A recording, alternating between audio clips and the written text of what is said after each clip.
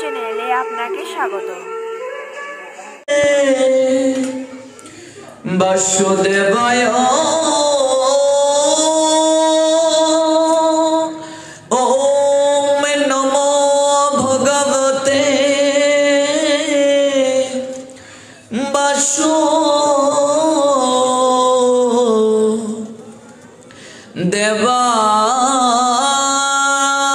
বাসুদেবায় ওম নমো ভগবতে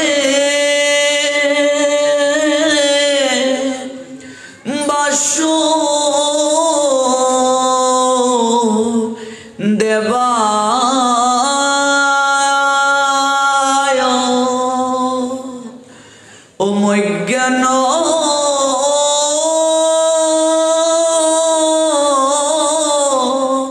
তিমিরন্ধস্য জ্ঞানঞ্জন শলাকয়া চক্ষুরুন্মিলিতং জ্ঞান তস্मै শ্রীগুরবে নমঃ। নমোয়ং বিষ্ণুপদায় রাধাপৃষ্ঠায় ভূতলে শ্রীমতে ভক্তি প্রপন্ন জ্যোতি স্বামীতি নমিনে। নমো আচার্য পদায় দৈন্যভূষণ মুকুটমনে গুরু করুণামূর্তয়ে ক্ষমাদুরিজ শিরোমণে। নমো শ্রীমতে ভক্তি কুসুম শ্রমণায় বৈ বিষ্ণুপদায় দেবায় কৃপা বেদয়ে নমো নমঃ। শ্রী গৌরী করুণামূর্তে কৃপা পূর্ণ কলেবরং শ্রী ভক্তি কুসুমং বন্দে রাধা কুঞ্জ নিবাসিনম।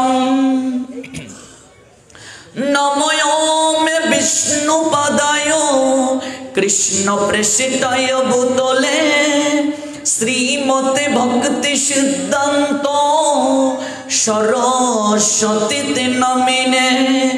বন্দে বৃন্দাবন গুরু কৃষ্ণ কমললোচনং বল্লভী বল্লভং দেবং শ্রীরাধালিঙ্গিত বিগ্রহং।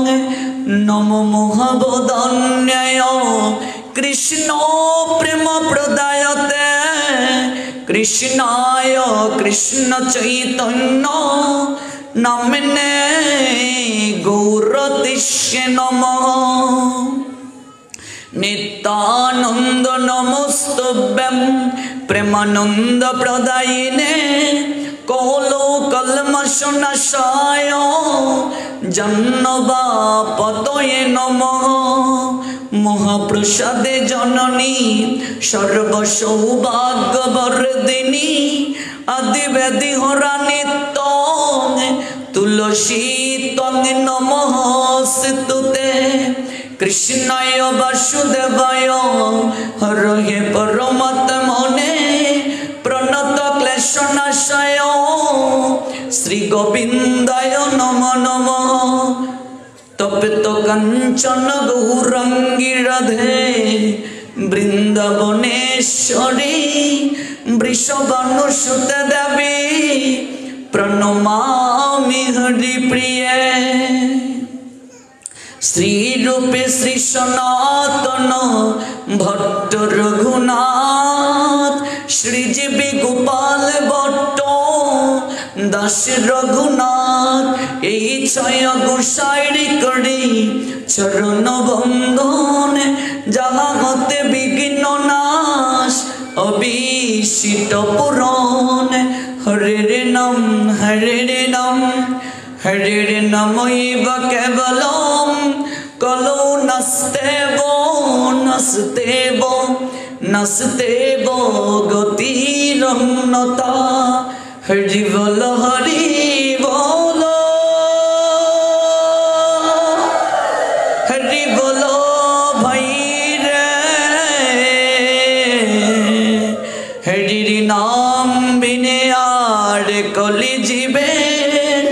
অন্য গতি নাই রে। जय जय श्री कृष्ण चैतन्य दयाल प्रभु नित्यानंद श्री अद्वैत गदाधर श्रीवासादि श्री गौर भक्त वृंद। हरे कृष्ण कृष्ण कृष्ण हरे हरे हरे राम राम राम हरे हरे हरे कृष्ण कृष्ण कृष्ण हरे हरे हरे राम राम राम हरे हरे हरे कृष्ण कृष्ण कृष्ण हरे हरे हरे राम राम राम हरे हरे।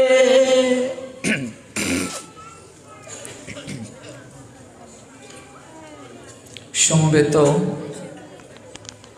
अमृत पिपासु भक्तमंडली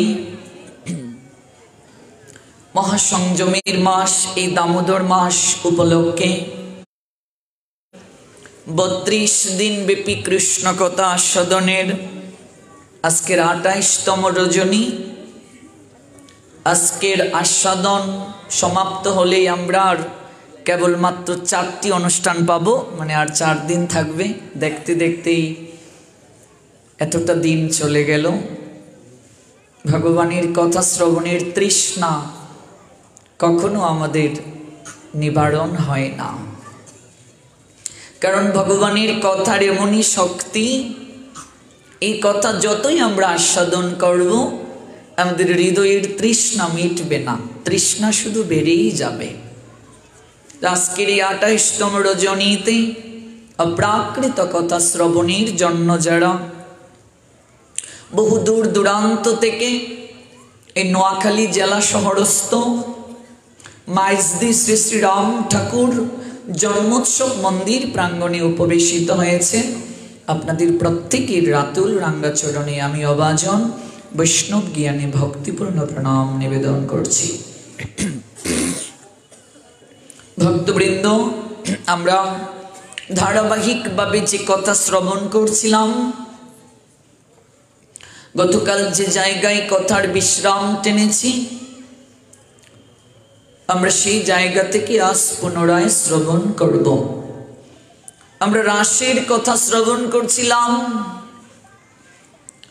সেই প্রেমময়ী শ্রীমতী রাধারানীর কুঞ্জে আমার প্রাণ গোবিন্দ ভগবান শ্রীকৃষ্ণ অযাচিতভাবে তিনি গমন করেন, আর চন্দ্রাবলী তাকে জোর করে তার কুঞ্জে নিয়ে যায়। কারণ চন্দ্রাবলীর সেবার মাঝে কৃষ্ণের সুখ নেই, সেই সেবার মাঝে প্রীতি নেই। কোন প্রীতি? প্রীতির মাঝে তো বিভাজন রয়েছে, ওই প্রীতিটা হচ্ছে নিষ্কাম প্রীতি নেই। চন্দ্রাবলীর সেবার মাঝে নিষ্কাম প্রীতি নেই। রাধা রানীর সেবার মাঝে যে প্রীতি রয়েছে সেই প্রীতি হচ্ছে কামনা শূন্য, কোনো প্রকার কামনা নেই। আর কামনাবিহীন যে প্রীতি এবং যে প্রীতি গোবিন্দের সুখ প্রদান করে, যে প্রীতি গোবিন্দকে অপ্রাকৃত আনন্দ প্রেম পীযূষ আস্বাদন করার সুযোগ করে দেয়,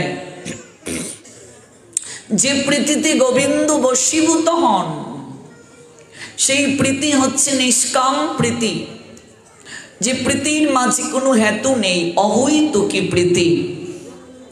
এই প্রীতির কেবলমাত্র কাঙ্গাল হচ্ছেন ভগবান শ্রী গোবিন্দ, প্রীতির কাঙ্গাল। এই জন্য আমরা যে গীত গোবিন্দের কথা শ্রবণ করেছিলাম, যে গীত গোবিন্দ শ্রবণ করার জন্য স্বয়ং ভগবান শ্রী জগন্নাথ মন্দির ছেড়ে বের হয়ে গিয়েছিলেন, যে গীত গোবিন্দে জয়দেব মান প্রকরণে প্রেমময়ী শ্রীমতী রাধারানীর চরণ ধরবেন, এটা তিনি মেনে নিতে পারছেন না। তিনি ভাবছেন এটা কি করে সম্ভব। আমার অনন্ত কোটি বিশ্ব ব্রহ্মাণ্ডের মালিক ভগবান তিনি কি করে প্রেমময়ী শ্রীমতী রাধারানীর চরণ ধরবেন, এটা তো মেনে নেওয়া যায় না। সন্দেহ করছিলেন, আর সেই সন্দেহটাকে কাটিয়ে দিয়েছিলেন স্বয়ং ভগবান। আমরা শুনছিলাম সেই লীলাটি, কিন্তু একটু বিশ্রাম টেনে আমরা চলে গিয়েছিলাম রাসের প্রসঙ্গে, যে আমরা গীত গোবিন্দ শ্রবণের জন্য স্বয়ং ভগবান জগন্নাথ মন্দির ছেড়ে চলে গিয়েছিলেন। সেই লীলাটি শ্রবণের প্রতিশ্রুতি দিয়ে আমরা রাসে গিয়েছিলাম। তো চলুন আমরা এই প্রসঙ্গটি শেষ করব, তারপর আমরা চন্দ্রাবলীর কথা শুনব এবং রাধারানীর সেবার কথা শুনব। এই গীত গোবিন্দ, যে গীত গোবিন্দ গ্রন্থে স্বয়ং ভগবান নিজের হাতে একটি লাইন লিখে গিয়েছেন, জয়দেবীর পুঁথিকুলে দেহি পদ পল্লব মুদারম, এই বাক্য দ্বারা তাহার স্বর গরল খণ্ডনম মম শিরসি মণ্ডনম, এই চরণে পাদ পূরণ করিয়া গিয়েছিলেন ভগবান শ্রী গোবিন্দ। যাদের নিকটে গীত গোবিন্দ আছে তারা অবশ্যই আস্বাদন করবেন। তো এরকম একটা লীলা আছে পুরুষোত্তম ধাম অর্থাৎ জগন্নাথ ধাম, জগন্নাথ যে ক্ষেত্র, সেই জগন্নাথ ক্ষেত্রে স্বয়ং ভগবান জগন্নাথ এখানে বিশেষভাবে বিরাজ করেন। এটাকে অপ্রাকৃত ধাম বলা হয়। যারা পুরীতে গিয়েছেন, উড়িষ্যা রাজ্য জগন্নাথ ক্ষেত্রে যারা গিয়েছেন, দেখবেন সেই জায়গায় কিছু অলৌকিক লীলা রয়েছে।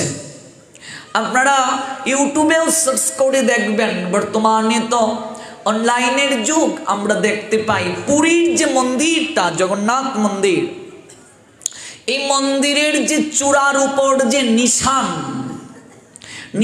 যে দেয়া হয়েছে, এটা বাতাসের সবসময় উল্টো দিকে উড়ে। পুরীর জগন্নাথ মন্দিরের যে নিশান দেয়া হয়েছে পতাকাটা, এটা সর্বদা বাতাসের উল্টো দিকে, এটা সর্বদা আমরা দেখতে পাই উড়ে। এবং আজ পর্যন্ত পুরীর জগন্নাথ মন্দিরের উপর দিয়ে কোনো বিমান, হেলিকপ্টার যেতে পারে নাই। এটা ইউটিউবেও সার্চ করে দেখবেন। এটা বিজ্ঞানীদের কাছে একটা রহস্যে ঘেরা মন্দির। এবং পুরীর যে রান্নাঘর, জগন্নাথ পুরীর এই রান্নাঘরটা হচ্ছে পৃথিবীর সবচেয়ে বড় রান্নাঘর। গুগল সার্চ করে দেখবেন, প্রত্যেক দিন 1 লক্ষ লোকের রান্না করা হয়। প্রত্যেক দিন 1 লক্ষ লোকের রান্না করা হয়। গুগল সার্চ করে দেখবেন, পৃথিবীর মাঝে সবচেয়ে বড় রান্নাঘর হচ্ছে পুরীর জগন্নাথ মন্দিরের রান্নাঘর। এখানে আমরা শাস্ত্র গ্রন্থ থেকে পাই, পুরীর মন্দিরে রান্না করেন স্বয়ংকে লক্ষ্মী বিমলা মা রান্না করেন। একটার উপর আরেকটা হাঁড়ি বসানো হয়, মাটির হাঁড়ি, তার উপর আরেকটা হাঁড়ি বসানো হয়, তার উপর হাঁড়ি, এইভাবে 7টি হাঁড়ি বসানো হয়। সবচেয়ে উপরের হাঁড়িটা আগে রান্না হয়। এটা অলৌকিক, না দেখলে বোঝা যাবে না। আমিও প্রথমে বিশ্বাস করি নাই, কিন্তু আমি দেখে এসেছি। একটার উপর আরেকটা হাঁড়ি, তারপর আরেকটা হাঁড়ি, এভাবে বসানো হয়। সবচেয়ে উপরের হাঁড়িটা আগে রান্না হয়। অনেক নাস্তিক লোকেরাও এটা দেখে অবাক হয়ে যায় যে এখানে ভগবানের বিশেষ লীলা রয়েছে, কৃপা রয়েছে। এটা কি করে সম্ভব? হাঁড়ি বসিয়ে সবজি, চাল ডাল যা কিছু প্রয়োজন সব দিয়ে আসা হয়, মা আপনা থেকেই রান্না হয়ে যায়। এটা অলৌকিক বিষয়। এই পুরীর মন্দিরটাই রহস্যে ঘেরা। এখানে জগন্নাথ স্বয়ং বিরাজ করেন। এই জন্য সব জায়গায় একাদশী থাকলেও পুরীর জগন্নাথ মন্দিরে কোনো একাদশী করা হয় না, কারণ এখানে জগন্নাথ 56 বার কি করেন? ভোজন করেন। 56 ব্যঞ্জন দেয়া হয়।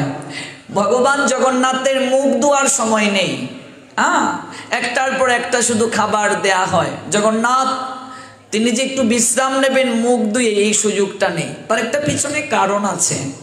কারণটা হচ্ছে মা বিমলা দেবী তিনি কৃপা করেছিলেন যে এই জগন্নাথ মন্দিরে কেউ যেন অভুক্ত না থাকে, সবাই যেন প্রসাদ পেতে পারে। এই জন্য এখানে জগন্নাথের কোনো বিশ্রাম নেই, বারবার শুধু খাওয়া, একটার পর একটা শুধু ভোগ দেয়া হয়। একাদশীর দিনও এই জায়গায় সমস্ত কার্য চলে। এটা হচ্ছে বিশেষ ধাম, এখানে কোনো একাদশী নেই।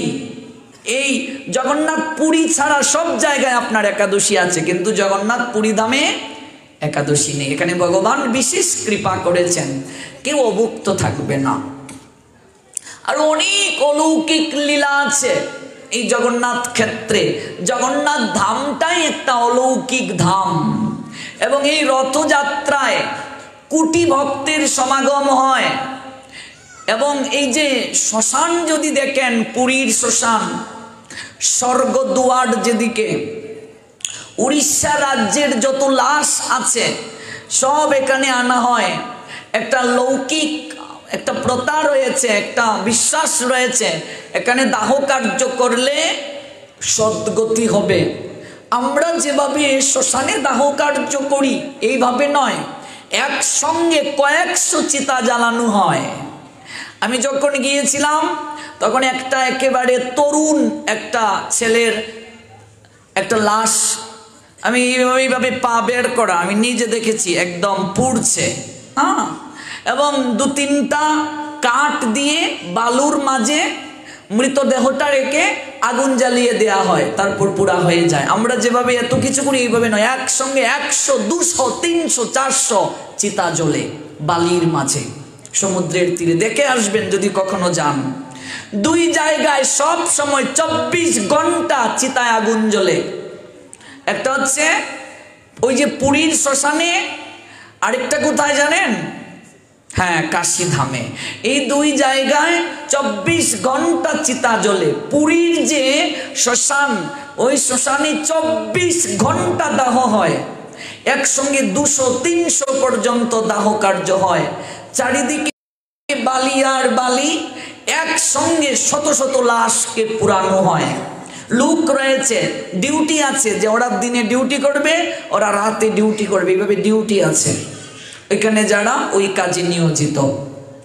আপনি অবাক হবেন, এগুলো দর্শন না করলে কখনো বোঝা যাবে না। আমরা সনাতনী হিন্দু যারা আছি, অন্তত জীবনে একবার হলেও মা তীর্থটা পরিক্রমা করা উচিত, অন্তত দেখা উচিত। মা, এই মনুষ্য জীবনে একবার যদি ধাম দর্শন না করা যায়, মনুষ্য জীবনে অপূর্ণতা থেকে গেল। একবার যদি গয়া, কাশী, বৃন্দাবন, মথুরা, নবদ্বীপ, মায়াপুর, এই লীলাস্থলীগুলো যদি দর্শন না করা হয়, জীবনে অপূর্ণতা থেকে গেল। আর মনে রাখতে হবে, শরীরে শক্তি থাকতে ওই ধামগুলোতে যাওয়া উচিত, বয়স যখন কম। কারণ আপনি বয়স হয়ে গেলে এত কষ্ট হয় তীর্থ পরিক্রমা করতে, সম্ভব নয়, শরীর মানবে না, এত কষ্ট হয় পরিক্রমা করা। এই জন্য শরীরে শক্তি থাকতে ভক্তি যাজনের জন্য চেষ্টা করা উচিত। পুরীর রান্নাঘরটা রহস্যে ঘেরা। আজই গিয়ে ইউটিউব সার্চ করবেন, ইউটিউবেও দেখতে পাবেন, রহস্যে ঘেরা। 1 লক্ষ লোকের উপরে প্রত্যেক দিন রান্না করা হয় ভক্তদের জন্য। প্রত্যেক দিন এত এত ভক্তের সমাগম হয় এই পুরীর জগন্নাথ মন্দিরে, যে মন্দির স্বয়ং বিশ্বকর্মার অপ্রাকৃত কৃপা রয়েছে। আর এই বিগ্রহেও সৃষ্টির পশ্চাতে তো অনেক রহস্য রয়েছে, লীলা রয়েছে। আপনারা জানেন কি করে এই বিগ্রহ হলো। তো আমাদের প্রসঙ্গ এটা নয়, আমাদের প্রসঙ্গ হলো এই যে জগন্নাথ অপার করুণার নিলয়, ভগবানের যত রূপ রয়েছে সেই রূপের মাঝে জগন্নাথ রূপটা হচ্ছে করুণার রূপ। করুণার রূপ কিভাবে? যদি একটা ভোগের থালা জগন্নাথের সামনে ধরে বলো জয় জগন্নাথ, সঙ্গে সঙ্গে নিবেদন হয়ে যায়। কিন্তু আপনি রাধা কৃষ্ণকে এমন করে ধরলে রাধাকৃষ্ণ গ্রহণ করবেন না। অনেক বিচার রয়েছে, বিশ্লেষণ রয়েছে, মন্ত্রক্রিয়া রয়েছে, পদ্ধতি রয়েছে, কিন্তু জগন্নাথের এত বিচার নেই, জগন্নাথের এত নিয়ম নেই। জয় জগন্নাথ সঙ্গে সঙ্গে নিবেদন হয়ে গেল। মানে ভগবানের জগন্নাথ রূপটাই হচ্ছে করুণার রূপ, জগন্নাথের রূপটাই হচ্ছে কৃপায় বিগলিত তনু। জগন্নাথের এই রূপ কেন? এটা হচ্ছে কৃপায় বিগলিত রূপ, কৃপায় বিগলিত তনু।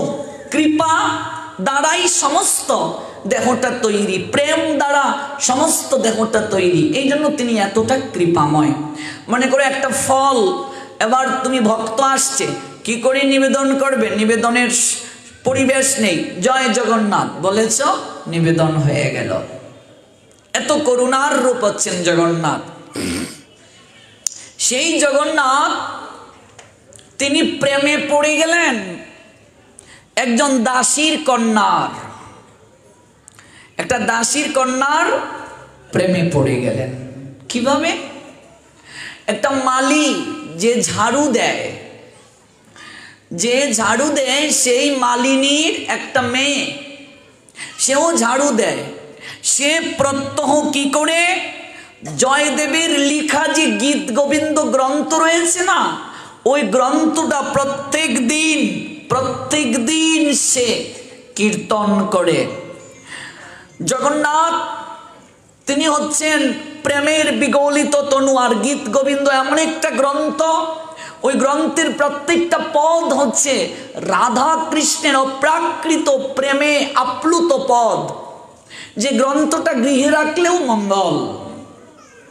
সেই জয়দেব রচিত গীত গোবিন্দ, ওই মেয়েটা, ওই মালিনী দাসীর কন্যা আপন মমত্বে কীর্তন করে, আপন মমত্বে কীর্তন করে, কীর্তন করে আর প্রাণ ভরে নয়নের জল ফেলে গীত গোবিন্দ গেয়ে গেয়ে। একদিন সেই মেয়েটা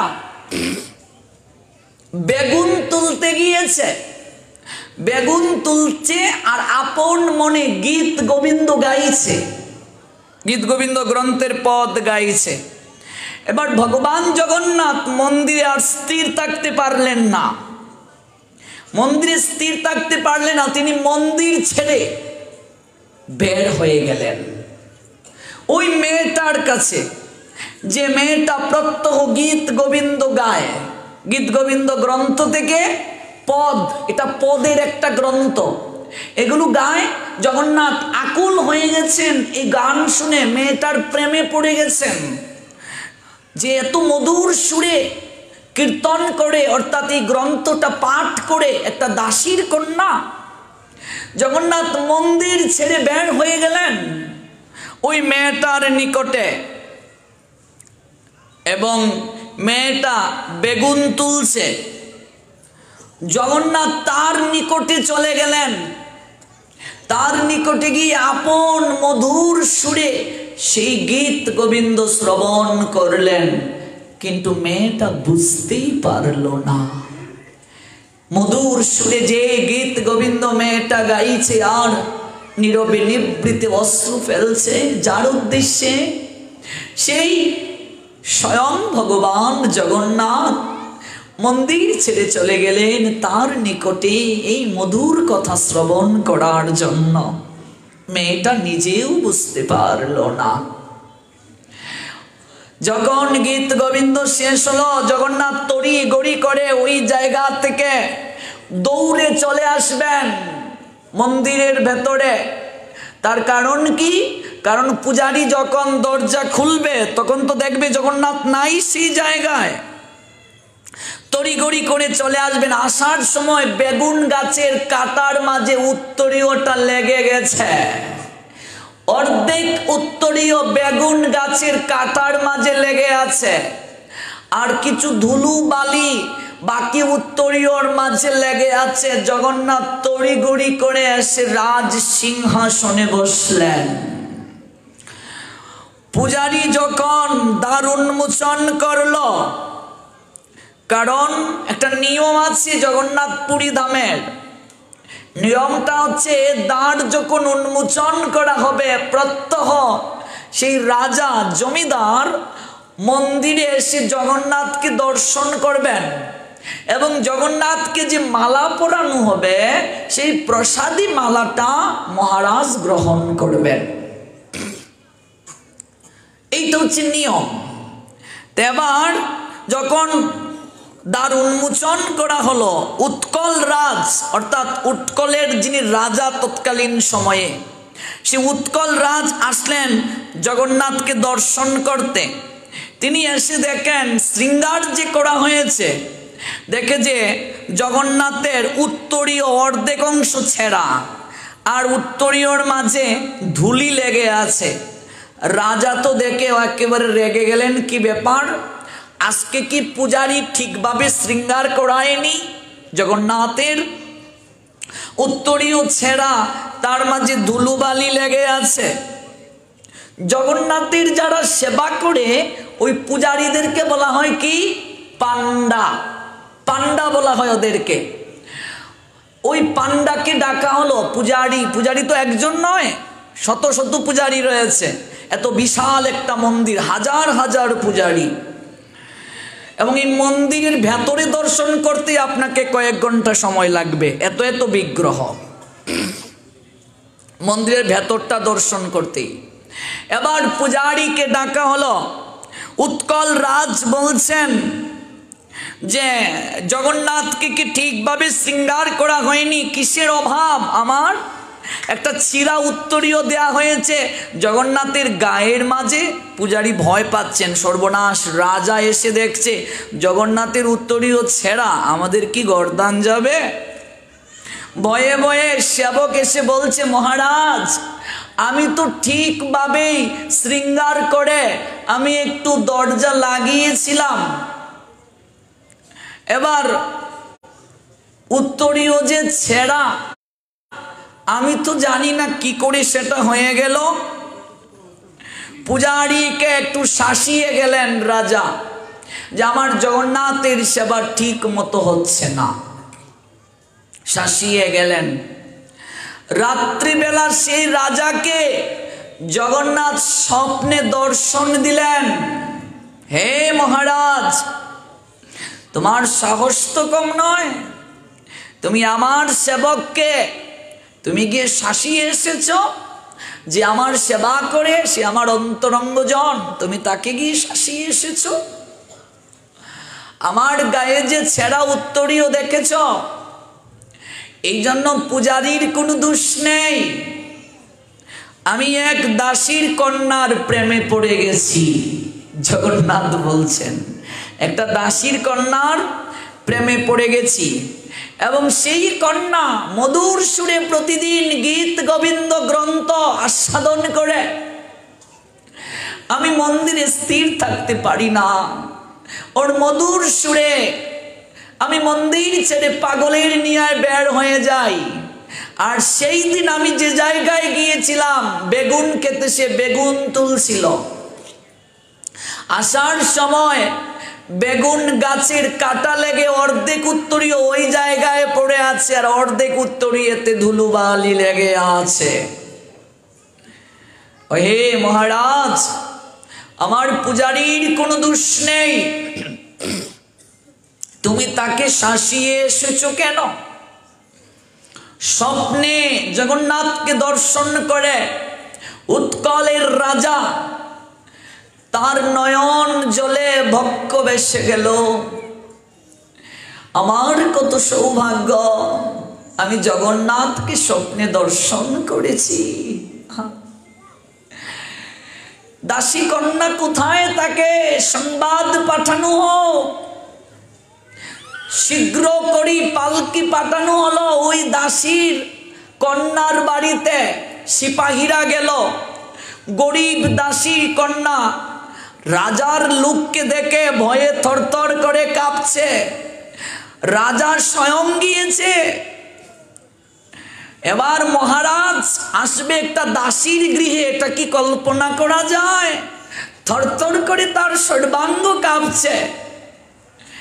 সেই দাসী কন্যার পিতা বলছে, মহারাজ, আমার কন্যা কি কোনো ভুল করেছে? আমরা কি কোনো ভুল করেছি আপনার নিকটে? আপনি আমাদের কৃপা করে ক্ষমা করে দিন। আপনি কেন আসলেন? আপনি যদি লোক পাঠাতেন, আমরা আপনার নিকটে চরণধুলি আনতে যেতাম, নিজেকে ধন্যাতি ধন্য করতাম। আপনি কেন কৃপা করে আসতে গেলেন? মহারাজ ওই দাসীর কন্যার দিকে তাকিয়ে বলছে, মা, তোমার কোনো দোষ নেই, তুমি কোনো ভুল করনি মা, তুমি কোনো অপরাধ করনি, অপরাধ করেছি আমি, আপনি অপরাধ করেছেন।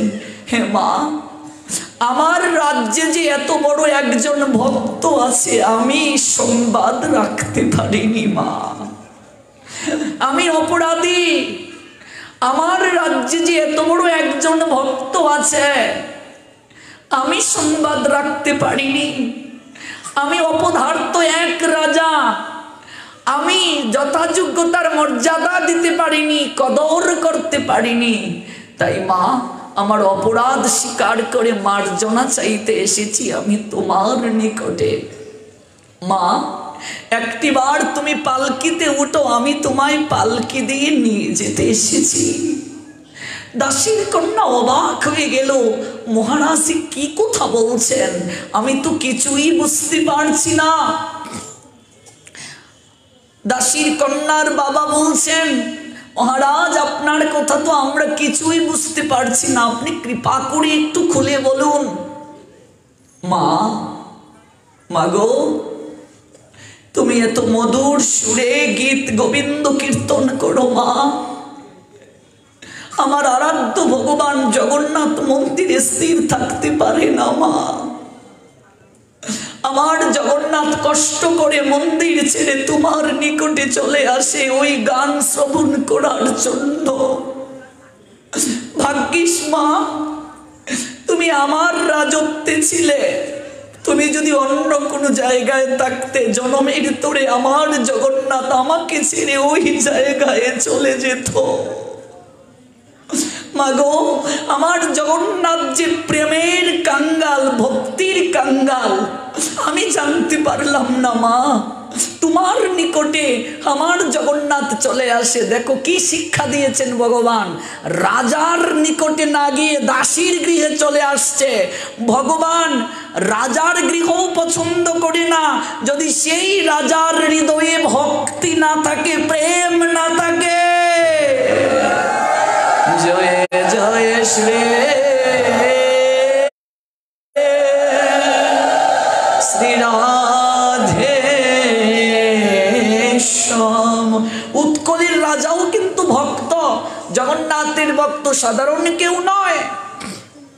আমি নিতে এসেছি মা তোমায় পালকি করে, তোমার মুখে গীত গোবিন্দ শ্রবণ করতে, আমার আরাধ্য জগন্নাথ মন্দির ছেড়ে তোমার নিকটে চলে আসেন। সেই দিন তুমি বেগুন তুলতে তুলতে তুমি গীত গোবিন্দ গাইছিলে, জগন্নাথ ছুটে এসেছিল তোমার কাছে, তার অর্ধেক উত্তরীয় বেগুন এর গাছের মাঝে আটকে রয়েছে, আর অর্ধেকে ধুলি দূষিত ছিল, মন্দিরে গিয়েছে। দাসী কন্যা অবাক হয়ে গেল, আমার নিকটে জগন্নাথ প্রত্যহ এসে গীত গোবিন্দ শ্রবণ করে। মহারাজ কই, আমি তো কোনোদিন দেখতে পাইনি, আমার নিকটে জগন্নাথ এসে গীত গোবিন্দ শ্রবণ করে।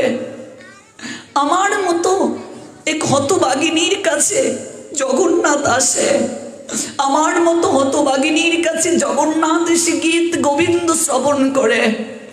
মহারাজ, আমি তো কোনোদিন দর্শন করতে পারিনি। মা, তোমাকে আর এই গৃহে থাকতে হবে না মা, তুমি পালকিতে চড়ো, তুমি আমার অট্টালিকায় থাকবে। আর প্রত্যহ তুমি জগন্নাথকে যখন শয়নে দেয়া হবে, তুমি তখন মধুর সুরে গীত গোবিন্দ তাকে শ্রবণ করাবে মা, যেন আমার জগন্নাথকে আর কখনো মন্দির ছেড়ে বের হতে না হয়। সেই মেয়েটা রাজার চরণে লুটিয়ে পড়ে বলল, মহারাজ, জগন্নাথ যদি রাজাদিরাজ হয়ে অনন্ত কোটি বিশ্ব ব্রহ্মাণ্ডের মালিক হয়ে মন্দির ছেড়ে প্রেমের জন্য ভালোবাসার টানে আমার নিকটে চলে আসতে পারে? মহারাজ, আমি কথা দিলাম আমি এই জীবনে আর কাউকে পতিরূপে গ্রহণ করব না। আজ থেকে আমার এই দেহটাকে জগন্নাথের চরণে আমি অর্পণ করলাম। জয় জয় শ্রী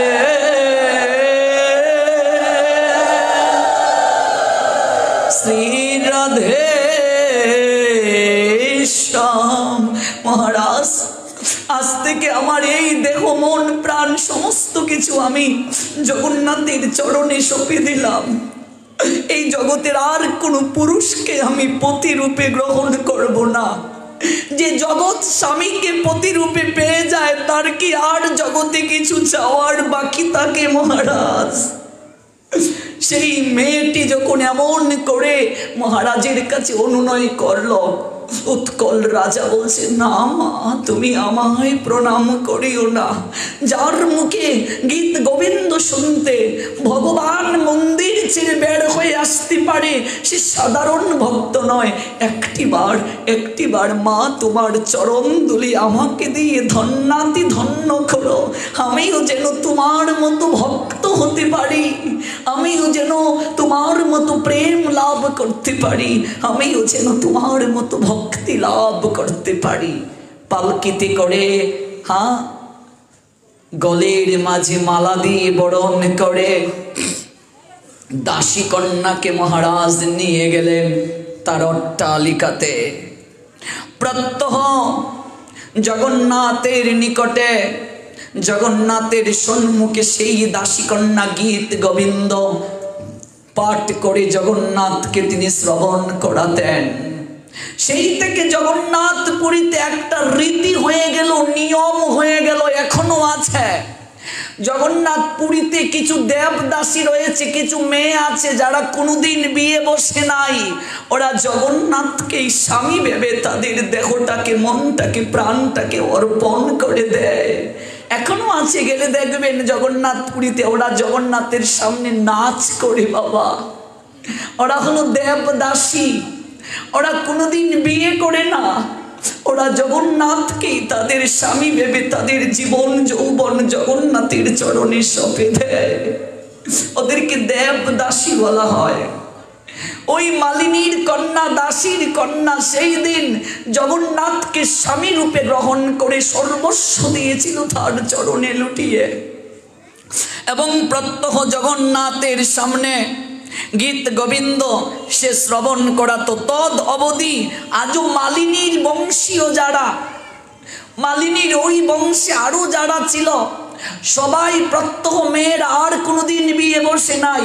ওরা জগন্নাথের দেবদাসী হয়ে জগন্নাথকে নৃত্য দেখাতো। কালান্তরে এখনো যারা জগন্নাথের সামনে গীত গোবিন্দ শোনায়, যে সকল মেয়েরা, যে সকল রমণীরা নিজেকে জগন্নাথের চরণের দাসী ভেবে নিজেকে সমর্পণ করে দেয়, তারা সবাই বলে আমরা মালিনীর আনুগত্যে দেবদাসী হয়ে এই গীত গোবিন্দ শ্রবণ করা আছি। ভেবে দেখো মা, গীত গোবিন্দ গ্রন্থের মহিমা কি। এখনো যে সকল রমণীরা এই গীত গোবিন্দ জগন্নাথের সামনে কীর্তন করে, নাচ করে, তারা বলে আমরা মালিনীর আনুগত্যে ওই গীত গোবিন্দ শ্রবণ করা আছি। কারণ এই গীত গোবিন্দ শ্রবণ করিয়ে মালিনী এমন করে জগন্নাথকে আকর্ষণ করেছিল, জগন্নাথ তার এমন করে প্রেমে পড়ে গিয়েছিলেন যে স্বয়ং জগন্নাথকে মন্দির ছেড়ে বের হয়ে যেতে হয়েছিল। তিনি জগৎ জীবকে দেখিয়ে দিলেন আমি কেবল প্রেমের দাস। প্রেম যেখানে, ভক্তি যেখানে, আমিও সেখানে। আমি রাজ ঐশ্বর্যে থাকতে পছন্দ করি না। আমি ভক্তের হৃদয়ের প্রীতি সিংহাসনে আমি সর্বদা বিরাজ করতে পছন্দ করি।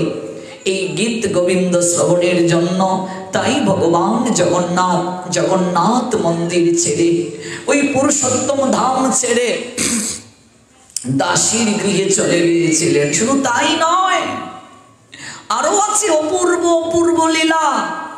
আপনারা জানেন কিনা, একটা গণিকা, গণিকা মানে কি, যারা দেহ ব্যবসা করে, একটা গণিকা খুব ভোরবেলা বাসি কাপড় চুপড়ে, এমনকি স্নান টান না করে রান্না করে, তার পেটে ক্ষুধা লেগে যেত, রান্না করে খিচুড়ি জগন্নাথকে অর্পণ করত। একটা গণিকা, তাও আছে শাস্ত্রে। জগন্নাথ পূজারীরা যখন মন্দিরে ভোগ দিত, তার অনেক পূর্বে ভোরবেলা তার নিকটে, এই পতিতার নাম ছিল করম ভাই, এটা হচ্ছে উৎকলীয় একটা ভাষা, এই নামে সেই করম ভাই বায়েজি ছিল, পতিতা ছিল। সে কি করতো, ঘুম থেকে উঠে তার পেট ক্ষুধা লেগে যায়, যার কারণে স্নান না করে বাসি মুখে বাসি কাপড়ে খিচুড়ি রান্না করে প্রাণ ভরে ভক্তি ভরে সে ডাকতো, হে জগন্নাথ, এই দেহ দিয়েছো তোমার সেবা করার জন্য, আর আমি এই দেহটা দিয়ে এমন কার্য করছি, আমার মতো পাপী জগতে আর কেউ নেই। তুমি আমার সেবা গ্রহণ করবে কিনা জানি না, কিন্তু আমার কি দোষ বলো? আমার দুবেলা দুমুঠো অন্যের সংস্থানের জন্য আমি এই কাজটা বেছে নিয়েছি। ঘুম থেকে উঠে খুব ভোরবেলা খিচুড়ি রান্না করে করমবাই কি করত, জগন্নাথকে নিবেদন করতে। একদিন পূজারী যখন সকালবেলা ভোগ দিতে গিয়েছে, গিয়ে দেখে জগন্নাথের মুখের মাঝে খিচুড়ি লেগে আছে। কি ব্যাপার, আমার পূর্বে জগন্নাথকে কে খাওয়ালো? সারাদিন উপবাস থেকেছে পূজারী, যে আমার কি কোনো অপরাধ হলো? জগন্নাথ তাকে রাত্রিবেলা স্বপ্নে দর্শন দিয়ে বলছেন, আমার এক ভক্ত আছে, গণিকা বৃত্তি করে, কিন্তু তার হৃদয়ে ভক্তির অভাব নেই। গণিকা, তথাপি তার হৃদয়ে ভক্তি আছে প্রচুর, তার হৃদয়ে প্রেম আছে, প্রেমের কোনো ঘাটতি নেই, কিন্তু তার জীবিকা হচ্ছে গণিকা বৃত্তি করা, পতিতা বৃত্তি করে সে, কিন্তু তার হৃদয়ে ভক্তি, তার হৃদয়ে প্রেমের বিন্দু মাত্র অভাব নেই। সে ঘুম থেকে উঠে খিচুড়ি রান্না করে সে আমাকে ডাকে, আর আমি যে প্রেমের কাঙ্গাল, যে ভক্ত আমাকে ভালোবেসে ডাকে, আমি কি তার কাছে না গিয়ে থাকতে পারি? যে ভক্ত আমাকে ডাকে তার কাছে তো আমায় যেতেই হয়, আমি কি না গিয়ে থাকতে পারি? এই জন্য আমি খুব ভোরবেলা আমি তার খিচুড়ি খেয়ে এসেছি। ওই মুখে একটু লেগে গেছে, জগৎ জীব যেন বুঝতে পারে আমি কেবল প্রেমের সামগ্রী গ্রহণ করি। ভক্তি প্রেম যে দ্রব্যের মাঝে মাখানো থাকে, আমি কেবল সেটা গ্রহণ করি, আর কোনো কিছু আমি গ্রহণ করি না। দেখো, প্রেম শুধু দরকার, প্রেম চাই। ওই প্রেমই কেবল ভগবানের একমাত্র আস্বাদ্য। প্রেম ধন বিনা ব্যর্থ, দরিদ্র জীবন দাস করি বেতন মুড়ি দেহ প্রেম ধন। প্রেম যদি না থাকে, প্রেমবিহীন জীবন, ওই জীবন হচ্ছে দরিদ্র জীবন। গৌরহরির শিক্ষা হচ্ছে প্রেম দরকার। এমনকি এই কথাও মহাপ্রভু বলছেন, সনাতনকে সনাতন, সন্ন্যাসীর কি বা প্রয়োজন? সন্ন্যাসীর হৃদয়েও যদি প্রেম না থাকে, ওই সন্ন্যাস দিয়ে কখনো সে আমায় লাভ করতে পারবে না। কিন্তু একজন সংসারী মানুষও যদি প্রেমিক হয়, ভগবানের প্রতি যদি তার প্রেম তাকে, হৃদয়ে ভক্তি তাকে, সেও আমাকে লাভ করতে পারবে। কিন্তু সন্ন্যাসী হয়েও যদি হৃদয়ে প্রেমের অভাব থাকে, ভক্তির অভাব থাকে, তাহলে সে আমাকে প্রাপ্ত হবে না। বর্তমানে আমরা প্রেমের আহাকারে আছি গো মা। আমাদের হৃদয়ে ভক্তির বড় অভাব, আমাদের হৃদয়ে প্রেমের বড় অভাব। ওই প্রেম শূন্য বলে ভগবানের প্রতি আমাদের আনুগত্যতা নেই। এই প্রেমের অভাব বলে সাধু ভক্ত বৈষ্ণবের প্রতি আমাদের শ্রদ্ধা নেই, সম্মান নেই। একটাই কারণ, প্রেমের বড় অভাব। প্রেমের অভাবে এই জগৎ মরুভূমি হয়ে গেছে, মরুভূমির ন্যায়। তার কারণ কি জানো? তার কারণ হচ্ছে ভগবানের প্রতি আমরা যে কাজগুলো করছি সব কাজ হচ্ছে লোক দেখানো, প্রতিষ্ঠার জন্য। মনে রাখবে, প্রতিষ্ঠা হচ্ছে শূকরের বিষ্ঠা। ভক্তি বিনোদ ঠাকুর বলছেন জগতে প্রতিষ্ঠা হচ্ছে শূকরের বিষ্ঠা। লোক দেখানো কাজ, লোক দেখানো অনুষ্ঠানে প্রতিষ্ঠা পাওয়া যায়, বাহাবা পাওয়া যায়, কিন্তু কৃষ্ণ প্রেম লাভ করা যায় না। লোক দেখানো অনুষ্ঠান, লোক দেখানো কাজে প্রতিষ্ঠা আসতে পারে, প্রেম হবে না, ঠাকুর সন্তুষ্ট হবে না, ঠাকুরের গায়েও সহ্য হবে না যদি আমাদের হৃদয়ে প্রেম না থাকে, ভক্তি না থাকে, ভালোবাসা না থাকে। ভালোবাসার কাঙ্গাল হচ্ছেন ভগবান। এই জন্য ভগবান তাকে প্রেমময় বলা হয়। প্রেম প্রেম যাদের হৃদয়ে আছে তারা বিনয় হয়, তারা শান্ত হয়। রাম ঠাকুর বলছেন শান্ত হও শান্তি পাবে। ঠাকুরের আশ্রয়ে থাকি কিন্তু ঠাকুরের আদর্শ মানি না, ঠাকুরের আশ্রয়ে থাকি ঠাকুরের বাণী পড়ি না, মানি না। কতটুকু শান্ত আমরা বলুন, কতটুকু শান্তি পাবো?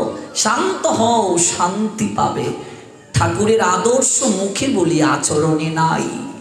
এই জন্য শান্ত ভাবটাই হচ্ছে প্রেমের নির্মলতার রূপ। প্রেম যার হৃদয়ে থাকবে তার হৃদয় তত শান্ত, তার আচরণ তত শান্ত, তার কথাবার্তা তত শান্ত। এই জন্য গৌর হরি তিনি হচ্ছেন প্রেম পুরুষোত্তম। প্রেম পুরুষোত্তম গৌর হরি। আমার ভগবান রামচন্দ্র হচ্ছেন মর্যাদা পুরুষোত্তম। মর্যাদা পুরুষোত্তম বলা হয় ভগবান শ্রী রামচন্দ্রকে। ভগবান কৃষ্ণকে বলা হয় লীলা পুরুষোত্তম। আর চৈতন্য মহাপ্রভুকে বলা হয় প্রেম পুরুষোত্তম। এই চৈতন্য মহাপ্রভু এই কলিযুগে এসে প্রেম বিতরণ করেছেন। প্রেমের ভাণ্ড নিয়ে গৌরহরি জগতের বুকে আসছেন। শান্তিপুর ডুবু ডুবু নদিয়া ভেসে যায়, প্রেম কলসে কলসে বিলায় তবু না ফুরায়। জগতে প্রেমের বন্যা বইয়ে দিলেন প্রেম পুরুষোত্তম গৌরহরি। এমন গৌরাঙ্গ বিনা নাহি আর, হেন অবতার হবে কি হয়েছে, হেন প্রেম বড় চার। দূরমতিবতী পতিত পাষণ্ডী প্রাণে নামারি লোকারে, হরি নাম দিয়া হৃদয় সুধিল যাচি গিয়া ঘরে ঘরে। দেখো, হরি নাম দিয়া হৃদয় সুধিল, হৃদয়কে সুদন করে দিয়ে দিয়েছেন গৌরচন্দ্র হরি নাম দিয়া। আর প্রেম দিয়েছেন, এমন প্রেম দিয়েছেন। ওই প্রেম কোত্থেকে নিয়ে আসলেন? রাধা রানীর নিকট থেকে। আমার রাধা রানী প্রেমের শিরোমণি। ওই রাধা রানীর প্রেমের ভাণ্ড থেকে প্রেম ধন এনেছেন কলিহত জীবের জন্য গৌর হরি। রাধা রানীর প্রেমের ভাণ্ড থেকে ওই প্রেম এনে জগৎকে বিলিয়ে দিলেন গৌরচন্দ্র। জাতি ধর্ম বর্ণ নির্বিশেষে কারো জন্য তফাৎ রাখলেন না, বৈষম্য রাখলেন না, বিভেদ রাখলেন না, সবাইকে মিশিয়ে দিলেন। সবার নিকটে গিয়ে যেচে যেচে প্রেম ধন দান করলেন। ওই প্রেম রাধা রানীর অপ্রাকৃত সম্পদ। এই জন্যই প্রেমময়ী শ্রীমতী রাধা রানীকে প্রেমের গুরু বলা হয়। আমরা যে আস্বাদন করছিলাম যে যখন শ্রীমতী রাধারানী কৃষ্ণ বিরোহী ব্যাকুল ছিলেন, তখন ওই যে প্রেমের বিকার হতো রাধারানীর মাঝে, অষ্টসাত্ত্বিক ভাব হতো কখনো বা, ওই প্রেমের বিকার জনিত রূপটা ললিতা বিশাখার সঙ্গে তিনি কি করতেন? ভাগাভাগি করতেন। আর এই গৌরহরি প্রেমের বিকারে ভাবে আবিষ্ট হয়ে স্বরূপ দামোদরার রায় রামানন্দের সঙ্গে তিনি ভাগাভাগি করতেন। ক্ষণিকে প্রভুর বাহ্য হইল, স্বরূপে প্রভু তখন আজ্ঞা দিল, স্বরূপ কিছু কর মধুর গান। স্বরূপ গায়ে বিদ্যাপতি শ্রী গীত গোবিন্দ গীতি, শুনি প্রভুর জুড়াইল কাম। প্রভু যখন ভাবে আবিষ্ট হতেন, গৌরহরি ভাবে আবিষ্ট হয়ে স্বরূপ দামোদরকে বলতেন, স্বরূপ, হে স্বরূপ, আমাকে একটু গান শোনাও। তখন কি গান শোনাতেন? স্বরূপ গায়ে বিদ্যাপতি, বিদ্যাপতির পদ, তারপর কার? চণ্ডীদাসের পদ, আর গীত গোবিন্দ গীতি শ্রবণ করাতেন। মহাপ্রভু দীর্ঘ 12 বছর, এগুলো সব জায়গায় পাবেন না কথা। মহাপ্রভু দীর্ঘ 12 বছর নীলাচল ধামে তিনি এই গীত গোবিন্দ শ্রবণ করে গিয়েছেন। এই জন্য আমি সাজেস্ট করবো আপনাদেরকে, গীত গোবিন্দ গ্রন্থটা অবশ্যই ক্রয় করবেন, ঘরে রাখবেন। শুনি প্রভু জুড়াইল কাম, চণ্ডীদাস বিদ্যাপতি রায়ের নাটক গীতি, কর্ণামৃত শ্রী গীত গোবিন্দ। স্বরূপ রামানন্দ শোনে মহাপ্রভু রাত্রি দিনে, গায় শুনে পরম আনন্দ। চৈতন্য মহাপ্রভু এই গীত গোবিন্দ প্রাকৃত প্রেম ধন আস্বাদন যখন করতেন, তার মাঝে পরম আনন্দ হতো। পরম থেকে পরম আনন্দ পেতেন এই গীত গোবিন্দ গৌরহরি শ্রবণ করে। এবার প্রশ্ন আসতে পারে, এমন কি আছে গো গীত গোবিন্দের মাঝে যে গীত গোবিন্দ শ্রবণ করার জন্য ভগবান মন্দির ছেড়ে গেলেন? এমন কি আছে গীত গোবিন্দের মাঝে যে গীত গোবিন্দ শ্রবণ করার জন্য আমার চৈতন্য মহাপ্রভু তিনি আবির্ভূত হওয়ার আগেই জয়দেবকে নবদ্বীপের চম্পক হট্টে স্বপ্নে দর্শন দিয়ে বলেছিলেন, হে জয়দেব, তুমি নীলাচল ধামে যাও, যেখানে গিয়ে গীত গোবিন্দ রচনা করো। আমি দীর্ঘ লীলার শেষ 12 বছর আমি তোমার গীত গোবিন্দ শ্রবণ করব। এমনকি এই অপ্রাকৃত গ্রন্থ শ্রবণ করার জন্য আমার প্রেমের ঠাকুর গৌরহরি কেন তিনি স্বরূপ দামোদর আর রায় রামানন্দের নিকট অনুরোধ করতেন, এই গীত গোবিন্দ আপনারা শ্রবণ করলে, আস্বাদন করলে, তখন আপনারা সেটা উপলব্ধি করতে পারবেন। এই গীত গোবিন্দ মূলত রাধা কৃষ্ণের বিরহ বিলাপ, রাধারানীর অপূর্ব বিরহ বিলাপ। সেই প্রেমময়ী শ্রীমতী রাধা রানী গোবিন্দের অপ্রাকৃত প্রেম পীযূষ আস্বাদন করার জন্য হৃদয়ের মাঝে যে অনিন্দময় সুখ, বিরহের মাঝেও সুখ, বিষয়টা দেখুন একটু কিন্তু আস্বাদ্যের বিষয়, কঠিন একটা বিষয়। মানুষ তো বিরহ পেলে কষ্ট পায়, দুঃখের সময় মানুষ কষ্ট পায়, কিন্তু রাধারানী কৃষ্ণ বিরহে, যখন তিনি, বিরহ মানেই তো দুঃখ, বিরহ মানেই তো কষ্ট, বিরহ মানেই তো যন্ত্রণা, বিষাদ মানে কি? বিষাদ মানে যন্ত্রণা। তো রাধারানী বিরহে ব্যথিত হয়েও সুখ পেতেন। মানে কৃষ্ণ বিরহের যে যন্ত্রণা, কৃষ্ণের অভাব, মিলনের যে অভাব কৃষ্ণের সঙ্গে, ওই মিলনের যে অভাব, ওই অভাবটার জন্যই তো তার নয়ন জল আসতো, নয়ন জলে তিনি ভাসতেন। কিন্তু এই অভাবটার মাঝেও, মানে এই বিরহ যন্ত্রণার মাঝেও শ্রীমতী রাধারানী এক অপার আনন্দ লাভ করতেন, এক অপরিসীম সুখ তিনি লাভ করতে পারতেন। এই জন্যই তিনি প্রেমের শিরোমণি, এই জন্যই তিনি প্রেমের পরাকাষ্ঠা, এই জন্যই তাকে বলা হয় প্রেমের লাদিনী শক্তি। রাধারানীর অনেকগুলো নামের মাঝে একটা নাম হচ্ছে কাচিত। ভালো করে বুঝুন, ভাগবতে রাধা শব্দটা কিন্তু এভাবে রাধা সরাসরি নেই। একটা মনে প্রশ্ন জাগতে পারে, 18,000 শ্লোক সংবলিত শ্রীমদ্ ভাগবত, অথচ ভাগবতে তো রাধা শব্দটাই নাই, সরাসরি নাই। তাহলে যে রাধারানীকে ব্যতীত, রাধারানীর কথা ব্যতীত কৃষ্ণ কথাই সম্পূর্ণ না, যে রাধারানী হচ্ছেন টার্নিং পয়েন্ট, যে রাধারানী ব্যতীত ভজন হয় না, যে রাধারানী ব্যতীত, রাধারানীর ভজন ব্যতীত অসম্পূর্ণ ভজন। আমরা গোস্বামীগণের আনুগত্যে যারা, আমরা কার ভজনা করি? বৃন্দাবন কৃষ্ণের ভজনা করি। আর বৃন্দাবন কৃষ্ণ হচ্ছেন মাধুর্যের কৃষ্ণ, আর দ্বারকা মথুরার যে কৃষ্ণ, সেই কৃষ্ণ হচ্ছেন ঐশ্বর্যের কৃষ্ণ। তাহলে কৃষ্ণ কি আলাদা? না, কৃষ্ণ একজনই, কিন্তু ভাবের দিক থেকে এক এক রকম। যেমন বৃন্দাবনে যে কৃষ্ণ লীলাবিলাস করেছেন, সেই কৃষ্ণ তত্ত্বগত দিক থেকে, ভাবের দিক থেকে তিনি মাধুর্যের অপ্রাকৃত লীলারস আস্বাদন করেছেন। আর মথুরা দ্বারকায় যে কৃষ্ণ ছিলেন, সেই কৃষ্ণ হচ্ছে ঐশ্বর্যের অপ্রাকৃত প্রেম রস আস্বাদন করেছেন। তো বৃন্দাবন কৃষ্ণ, অর্থাৎ বৃন্দাবনে যে কৃষ্ণ ছিলেন, যে কৃষ্ণ হচ্ছে মাধুর্যের পরাকাষ্ঠা রূপে ছিলেন, সেই কৃষ্ণের যে অপ্রাকৃত লীলা ভাগবতে বা রাসের যে অপ্রাকৃত কথা, সেখানে কিন্তু রাধা সরাসরি লেখা নেই। তাহলে একটা প্রশ্ন আসতে পারে আমাদের মনে, এত বৃহৎ একটা ভাগবত, যে ভাগবত হচ্ছে সমগ্র পুরাণের সারাতিসার, ভাগবতকে বলা হয় অমল পুরাণ। অমল, মল মানে কি? বিষ্ঠা, অর্থাৎ মল মানে হচ্ছে খারাপ, দোষ। অমল, যার মাঝে কোনো দোষ নাই, এটা হচ্ছে অমল। তে অমল পুরাণ, অর্থাৎ সমগ্র পুরাণকে মন্থন করে যে অমৃত, অর্থাৎ যে সারাতে সার, এই সার লিপিবদ্ধ করা হয়েছে ভাগবতে। এই জন্য ভাগবতকে বলা হয় অমল পুরাণ।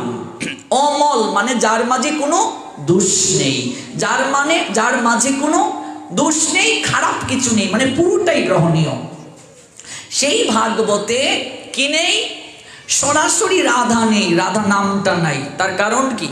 কারণ রাধা নামটাই হচ্ছে প্রেমের পরাকাষ্ঠা রূপ। রাধা নাম যদি উচ্চারণ করতেন সুখদেব গোস্বামী পাদ, তাহলে পরীক্ষিতের 7 দিন 7 রাত্রি হরিকথা শ্রবণ করা হতো না। তিনি কাঁদতে কাঁদতে নয়নজলে ভেসে যেতেন। এই জন্য শ্রী সুখদেব গোস্বামী পাদ কৌশলে রাধা রানীর কথা বলেছেন। রাধা রানী ছাড়া তো কিছু হবে না গো। কৌশলে বলেছেন। রাসলীলা চ্যাপ্টারটা পড়ে দেখবেন, সেখানে বলা হয়েছে গোপীদের মাঝে মধ্যমণি একজন। তিনি কে? রাধা রানী। কারণ সমস্ত গোপীদের সর্বশ্রেষ্ঠা কে? আমার প্রেমময়ী শ্রীমতী রাধা রানী। রাধা রানীকে ইঙ্গিত করা হয়েছে। এই জন্যই বলছেন, বুঝিবে রসিক জন, না বুঝিবে মূঢ়। কিছু কিছু লোক আমাদেরকে প্রশ্ন করে যে ভাগবতে কই রাধা নামটা তো নাই, সরাসরি নাই। তো এইভাবে কি সরাসরি বলবেন? এটা তো হচ্ছে অনুধাবনের বিষয়। রাধা মানে আরাধিকা, অনুধাবনের বিষয়। গোপীদের মাঝে একজন বলছেন সর্বশ্রেষ্ঠা, মধ্যস্থা একজন। সমস্ত গোপীরা একজনকে মাঝখানে রেখেছেন, তাহলে তিনিই রাধা রানী কৌশলে বুঝিয়ে দিয়েছেন। এবং ভাগবতে যে শব্দটা আছে সেটা হচ্ছে কাচিত। কাচিত হচ্ছে রাধারানীর একটা নাম। রাধারানীর অনেক নাম আছে, অনেক নামের মাঝে একটা নাম হচ্ছে কাচিত। রাধারানীর অনেক নামের মাঝে একটা নাম হচ্ছে শ্রীজি। শ্রীজি মানে রাধারানীর একটা নাম।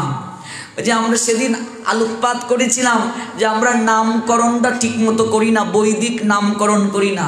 রাধারানীর তো হাজার হাজার নাম আছে, তো আমরা তার মাঝে রাখতে পারি বৈদিক নাম, রাখতে পারি মেয়েদের নাম রাখতে পারি শ্রীজি। শ্রীজি মানে রাধারানীর একটা নাম। কাচিত এটাও রাধারানীর নাম। কাচিত শব্দের অর্থ কি? কৃষ্ণ নামে ক্রন্দন করে যে সুখ পায় তাকে কাচিত বলা হয়। কৃষ্ণের জন্য কান্না করে, মানে কৃষ্ণ বিরহে ব্যথিত হয় মানুষ, সেই বেদনার মাঝে সুখ খুঁজে যে পায় তাকে বলে কাচিত। এই জগতের বুকে কৃষ্ণ নামে রাধারানীর মতো কেউ কান্না করে নাই, আর কৃষ্ণকে রাধারানীর মতো কেউ ভালোবাসে নাই। এই জন্য জগতের বুকে কাচিত যদি কেউ হয় তাহলে তিনি হবেন রাধারানী। রাধারানী ব্যতীত আর কাউকে কখনো কাচিত বলা যায় না। দেখুন কেমন ভালোবাসতেন, একটা দৃষ্টান্ত দিই।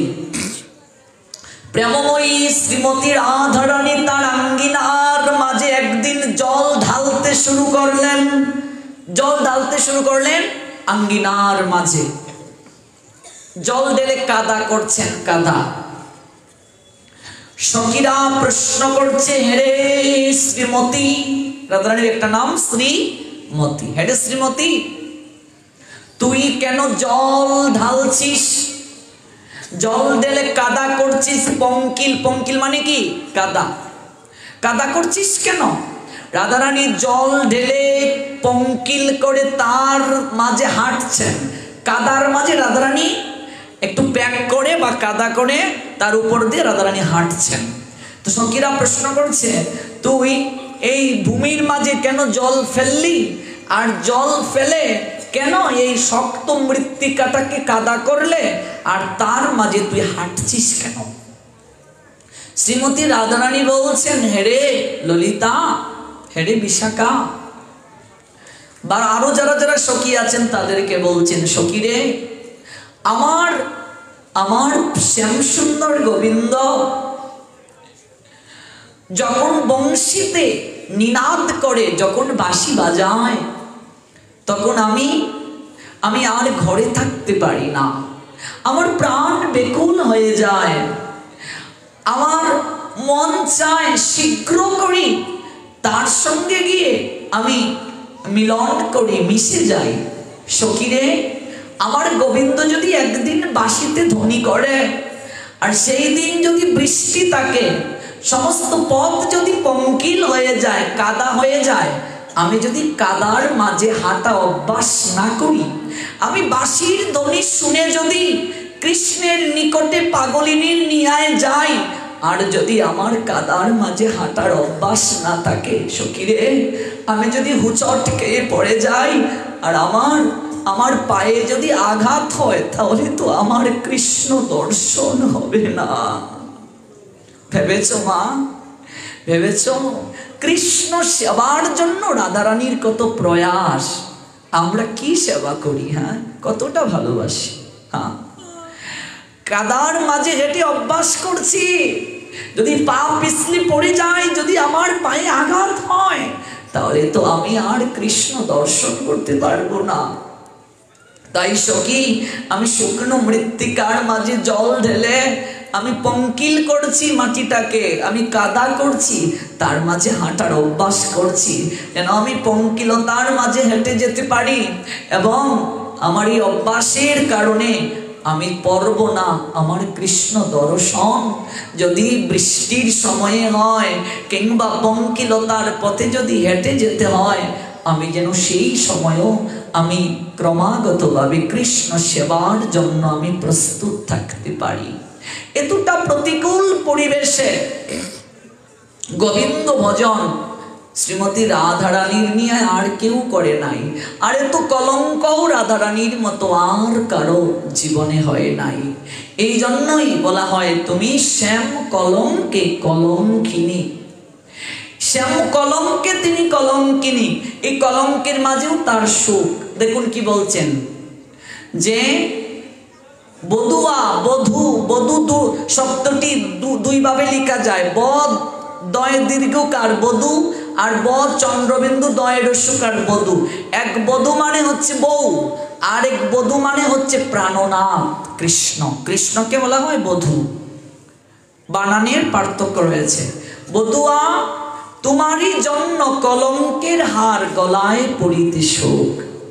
রাধারানী বলছেন, প্রাণ বধুয়া, তোমার জন্য কলঙ্কেরও যদি হার হয়, সেটাও আমার গলায় পড়তে শোক। দেখো কতটা নিঃস্বার্থ ভালোবাসা। তোমার জন্য কলঙ্কের হার গলায় পড়িতে শোক।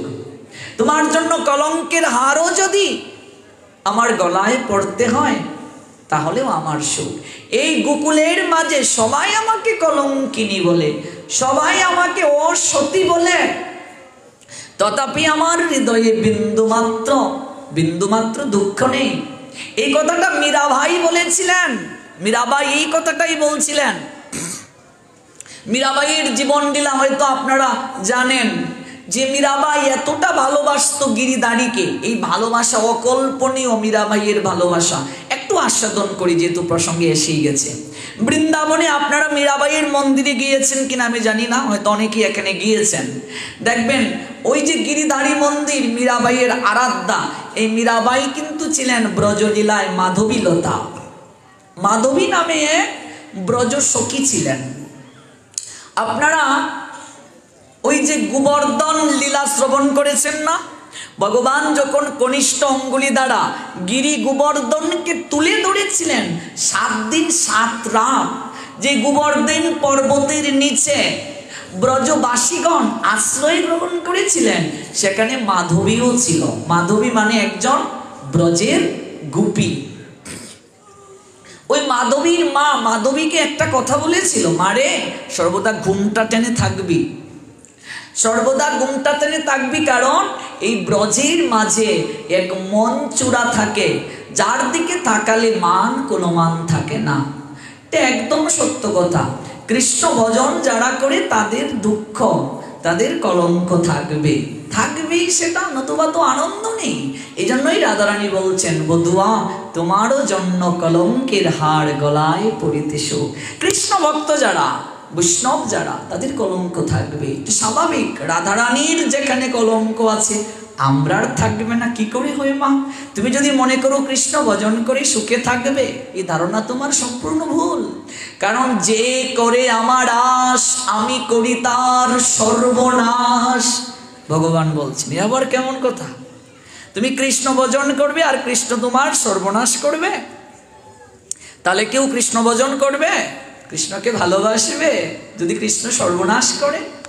এবার বলছেন, তাতেও যদি না পারে, এই সর্বনাশের পরও যদি সে না পারে, অর্থাৎ ভজন বাদ দিয়ে দেয়, তাহলে তো শেষ, এখানেই শেষ। কিন্তু যে করে আমার আশ, আমি করি তার সর্বনাশ, তবু না ছাড়ে যদি আমার পাঁচ, আমি ওই তার শ্রী চরণের দাস। জয় জয় শ্রী রাধে। যে করে আমার আশ, আমি করি তার সর্বনাশ, তাতেও যদি না ছাড়ে আমার পাঁচ। সর্বনাশ করে একটু পরীক্ষা করে দেখছেন মা? তুমি সোনার দোকানে যখন যাবে, সোনা নিয়ে একটু জ্বালাই করে দেখবে খাঁটি কিনা। কৃষ্ণ ভজন অনেক অনেক অনেক কষ্ট, আর কৃষ্ণ ভজন দেবতার ভজনের চেয়েও কষ্ট। দেবতার কাছে যদি কোনো কিছু চাও, সেই দেবতা যা চাইবে, যদি ঠিকভাবে চাইতে পারো, তার পূজা করতে পারো, তোমাকে আপনা থেকেই দিয়ে দেবে। কিন্তু কৃষ্ণের নিকটে যদি চাও, সহজে দেবে না মা, একটু যাচাই করবে। কারণ কি? তার কারণ হচ্ছে কৃষ্ণ যারা ভজন করে তারা বড় চতুর হয়, তারা কোটি গুণ এগিয়ে গেছে সাধারণ ভক্ত দেখে। কৃষ্ণ ভক্ত যারা, তারা কোটি গুণ এগিয়ে আছে। ভগবান নিজে বলছেন গীতায়, যারা কৃষ্ণ ভক্ত মানে আমার ভক্ত, ভগবান বলছেন যারা আমার ভক্ত তারা কেমন জানো? সমহাত্মা, সুদুর্লভ। তারা হচ্ছে মহাত্মা। ক্ষিপ্রম ভবতি ধর্মাত্মা শাশ্বত শান্তিম নিগচ্ছতি কুন্তেয় প্রতি জানিহি নমে ভক্ত প্রণশ্যতি। ওহে কুন্তি পুত্র অর্জুন, জেনে রাখো আমার ভক্ত যারা হবে তাদের কোনোদিন বিনাশ হবে না, কোনোদিন বিনাশ হবে না মা। কৃষ্ণ ভক্ত যারা, তারা অবশ্যই অবশ্যই কৃষ্ণের চরণ লাভ করবে। এই সংসার যাতনা তাদের দূর হবেই হবে, তবে একটু যাচাই করবেন ভগবান। তোমাকে এত মহামূল্যবান একটা জিনিস দিয়ে দেবে, যাচাই না করে একটু যাচাই করে দেখবে যেই মূল্যবান জিনিস প্রেম ধন, এই প্রেম পরশপাতর পাওয়ার তার যোগ্যতা আছে কিনা, ওই প্রেম পরশপাতর পেয়ে এটার প্রয়োগ করার ক্ষমতা আছে কিনা, একটু যাচাই বাছাই ভগবান করেন। আমরা যদি তখনই ভেঙ্গে পড়ি প্রতিকূলতায়, তাহলে তো আমরা সখীরে অভিমানে হারাইলাম কানু গুণনিধি। রাধারানী বললেন, সখী কেন মান করেছিলাম, কেন অহংকার এনেছিলাম? ওই যে রাসের মণ্ডপের মাঝে রাধারানী, তার মাঝে একটু অহংকার চলে আসলো। শিক্ষা দিলেন যে কৃষ্ণ কেবল আমার আর কারো নয়। সঙ্গে সঙ্গে কৃষ্ণ রাধারানীকেও ত্যাগ করে চলে গেলেন। মা, যে রাধারানীর চিন্তা শয়নে স্বপনে কৃষ্ণ করেন, এক তিল পরিমাণ সময়ও যে রাধারানীকে ত্যাগ করে কৃষ্ণ থাকতে পারেন না। বিন্দু মাত্র সময়, পলক পড়তে যতটা সময়, সেই সময়ও রাধারানী কৃষ্ণ দর্শন না করে থাকতে পারে না। সেই রাধারানী যখন ভাবলেন কৃষ্ণ আমার কেবল আর কারো নয়, অহংকার করে কৃষ্ণ রাসমণ্ডপ থেকে কিছুটা সময়ের জন্য সেই রাধারানীকেও ত্যাগ করে চলে গিয়েছিলেন যে আমি শুধু তোমার নয়, এই জগতে যারা আমায় ডাকে আমি প্রত্যেকেরই প্রাণনাথ কৃষ্ণ। মাগো, সেই রাধারানীও যদি বঞ্চিত হয়ে যায় এই অহংকারের জন্য, আমরা কোথায় পড়ে আছি ভেবে দেখো। শুধু কৃষ্ণ ভক্ত বলছি মা, আদৌ কি, আমার কথা বলি, আদৌ কি কৃষ্ণ ভক্ত হতে পেরেছি? মানে কৃষ্ণ ভক্ত মানে অপমানে সমান। কই, আমার মাঝে তো এখনো অপমান বোধ রয়ে গেছে। তাহলে কি করে ভক্ত হলাম? শীতে উষ্ণে সমভাবাপন্ন, শত্রু মিত্রে সমভাবাপন্ন, তাহলেই ভগবান বলছেন সে আমার প্রিয় ভক্ত হবে। কৃপা করো, আশীর্বাদ করো যেন ধীরে ধীরে এমন হতে পারি। এক জন্মে যদি না হতে পারি মা, কোনো এক জন্মে হলেও যেন কৃষ্ণ ভক্ত হতে পারি। ওই কৃষ্ণ ভক্তকেই ভগবান বলছেন সমহাত্মা সুদুর্লভ। ওই জগতের বুকে সুদুর্লভ এমন মহাত্মা যদি কেউ হতে পারে, দেবতারাও সেই ভক্তির চরণ ধুলি পেতে যায়। স্বয়ং ভগবান কৃষ্ণ এই ভক্তের চরণ ধুলির আকাঙ্ক্ষী মা। এই বিন্দু মাত্র অহংবোধ রাধারানীর এসেছিল রাস মণ্ডপে। কৃষ্ণ কিছুটা সময়ের জন্য রাধারানীকে ত্যাগ করে চলে গেছেন। তারপর সেই রাধারানী ভুল বুঝতে পেরে যখন নয়ন জলে ডাকছেন, হে প্রাণনাথ, তুমি তো জানো পলক পড়তে যতটা সময় লাগে সেই সময়ও আমি তোমায় না দেখে থাকতে পারি না। সখী রে, কে দিয়া বান্দিল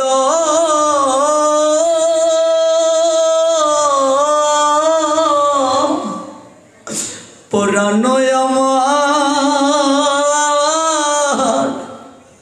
সখী রে ভাবিয়া কিছু নাহি পাই। ও সখী রে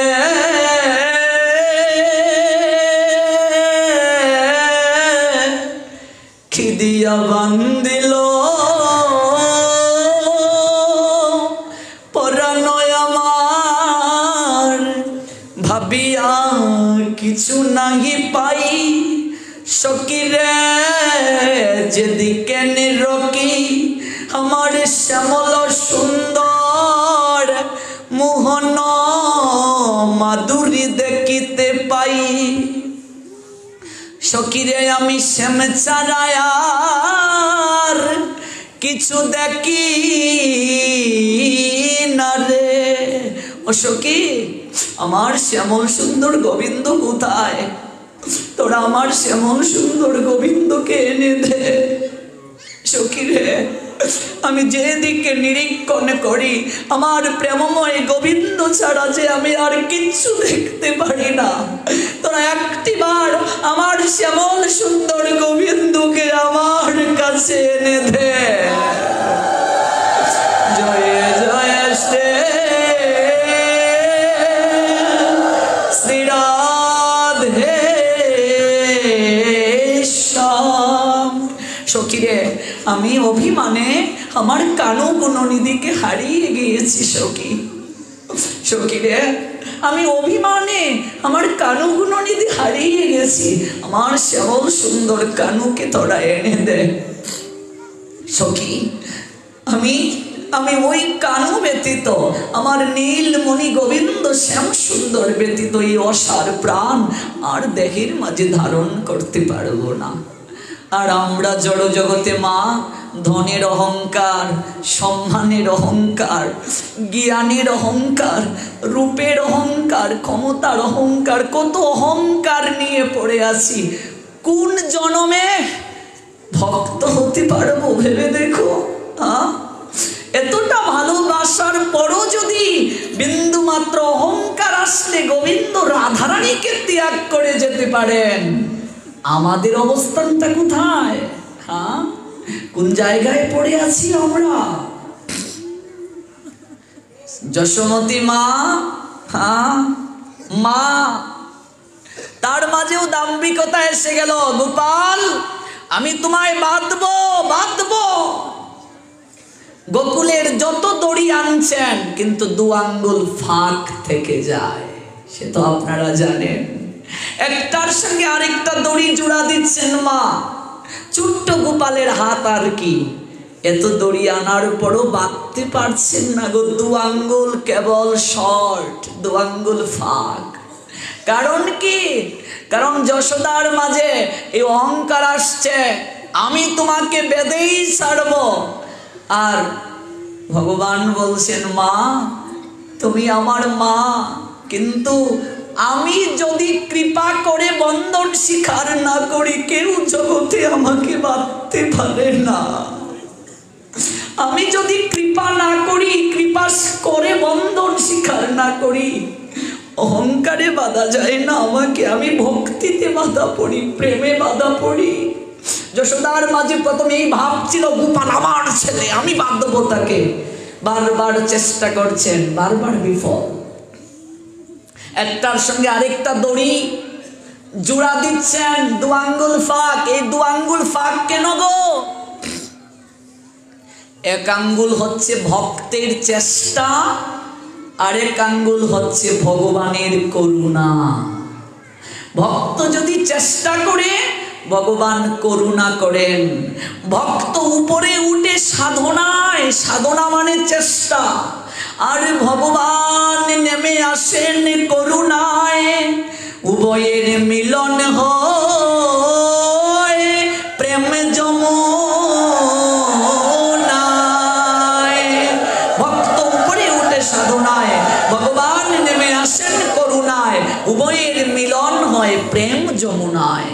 যশোদা যখন দেখলেন তিনি চেষ্টা করে পারছেন না, তখন বলছেন, গোপাল গোপাল বাবা কোথায় তুই? আমি ক্লান্ত হয়ে যাচ্ছি বাবা। এই যে এখন চলে আসলো সমর্পণ ভাব, আমি পারছি না বাবা। তখন এই গোপাল বললেন, আমি আর কষ্ট দিতে পারি না। সঙ্গে সঙ্গে নিজে এসে বন্ধন স্বীকার করলেন। এর আগে মা পিছনে পিছনে দৌড়ালেন, তার কুফা ঝরে পড়ল। এই কুফার মাঝে পুষ্পের মালা গুজে দিয়েছিলেন, মালা ঝরে পড়ছে, চরণে নূপুর কষে পড়ছে, বেণী বেঁধেছিলেন মা, আঁচল কষে পড়েছে। গোপালের পিছনে ছুটছেন, সারা শরীর ঘেমে গিয়েছে মায়ের, কিন্তু গোপালকে ধরতে পারছেন না, বাঁধতে পারছেন না। এত দড়ি এনে জোড়া দিচ্ছেন, 2 আঙ্গুল ফাঁক থেকে গেছে। এই 2 আঙ্গুল ফাঁকটাই হচ্ছে ভক্ত আর ভগবানের ব্যবধান, মাঝখানে ব্যবধান। 1 আঙ্গুল ভক্তের চেষ্টা, চেষ্টা ছাড়া হবে না। আর 1 আঙ্গুল ভগবানের করুণা। ভক্ত যখন চেষ্টা করবে, সাধনা করবে, ভগবান করুণা করবে। চেষ্টা ছাড়া, সাধনা ছাড়া ভগবান করুণা করবে না। আর ভগবানের যদি করুণা না হয়, কখনো মিলন হবে না। রাধারানী, হায় হায় অভিমান করলাম আমি, আত্ম অভিমান চলে আসলো সখীরে, তোরা আমার শ্যাম সুন্দরকে নিয়ে আয়। তখন এই গোপী গীতি গাইতে শুরু করলেন তারা। 19টা শ্লোক দেখবেন আছে ভাগবতে গোপী গীতি। এটাকে বলা হয় ভগবান বশীকরণ। আমাদের গুরু মহারাজ একটা গ্রন্থ বের করেছেন এই গোপী গীতির উপর, যার নাম হচ্ছে ভগবান বশীকরণ। আমাদের গুরু বোনের বাসায় মনে হয় 2-3টা কপি আছে। গত তারিখে গুরু মহারাজ তো আসছিলেন, হয়তো রেখে গিয়েছেন, না হয়তো শেষ হয়েও যেতে পারে। এই শ্লোকগুলো দিয়ে যদি কেউ ভগবানকে প্রত্যেক দিন স্তুতি করে, গোপীদের নিকটে ভগবান অঙ্গীকার করেছেন, অবশ্যই ভগবান তাকে কৃপা করবেন করবেন করবেন। এটাকে গোপী গীতি বলা হয়। ইউটিউবে সার্চ করবেন গোপী গীতি, দেখবেন একটা ভজন বের হয়ে আসবে। এটা প্রত্যেক দিন ঘুমানোর আগে শ্রবণ করবেন। গোপী গীতি, গোপীরা মধুর সুরে বিরহে তারা কেঁদে কেঁদে গান গাইতে শুরু করলো, কৃষ্ণ তুমি কোথায়? রাসমণ্ডপ থেকে যখন কৃষ্ণ চলে গেলেন, তুমি কোথায় প্রাণনাথ? মধুর সুরে গাইতে শুরু করলো গোপীরা। গোপীদের মুখ থেকে যে গান বের হলো, গীত মানে কি গান, গোপী গীতি, গোপীদের মুখ থেকে যে গান বের হলো এটা গোপী গীতি। এই গোপী গীতি ভাগবতে আছে। গোপী গীতির উপর একটা গ্রন্থ আছে, শ্রী ভগবান বশীকরণ। আমরা একে অপরকে বশীকরণ করি, তাবিজ দিয়ে বশীকরণ করার চেষ্টা করি। আমাকে ও ভালোবাসে না, ওকে যদি একটু আমার প্রতি বশ করে দিতে পারবে, তোমাকে এত টাকা দেব। কিন্তু ভগবানকে বশীকরণ কিভাবে করা যায়, এটা গোপীরা দেখিয়ে দিয়েছেন। গোপী গীতির মাধ্যমে ভগবানকে বশীকরণ করে ফেলেছেন ব্রজগোপীরা। যখন এই গান, স্তুতি, স্তুতি মানে গান, গান গাইতে শুরু করলেন, হাত জোড় করে ব্রজগোপিকারা পাগলিনীর নিয়ায় কাঁদতে শুরু করলেন নয়ন জলে, আর এই শ্লোকগুলো উচ্চারণ করতে শুরু করলেন। আমরা আরও তো 4 দিন আছি, একটু গোপী গীতির পদগুলো, শ্লোকগুলো আপনাদেরকে শোনাবো। গোপী গীতিতে কি ছিল আগামীকাল থেকে বারবার যখন উচ্চারণ করতে শুরু করলেন, তখন ভগবান কৃষ্ণ আর স্থির থাকতে পারলেন না। ওই গোপিকাদের মুখ থেকে ওই গীত শ্রবণ করে পাগলিনীর নিয়ায় চলে এসেছিলেন। এটা ভগবান বশীকরণ। ভগবানকে কিভাবে বশ করবে গোপিকারা দেখিয়ে দিলেন।